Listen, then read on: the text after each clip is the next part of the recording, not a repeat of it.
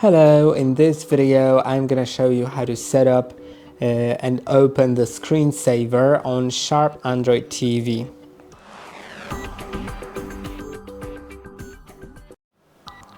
To do it, go to the settings in top right corner, then go to device preferences, and now go to screensaver. And then you can change the screensaver type to turn screen off, backdrop, which is gonna be some photos in the background, or colors.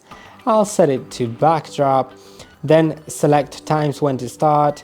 So it's gonna be 5, 15 or 30 minutes or 1 or 2 hours.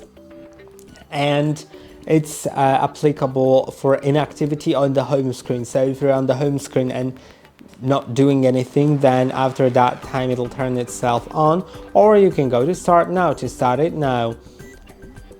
I've just clicked on start now, I think. Now I have. And yeah, you can see it's gonna turn on. Takes a moment, but yeah, it's there, and you can see the picture in the background. There's the clock and the weather.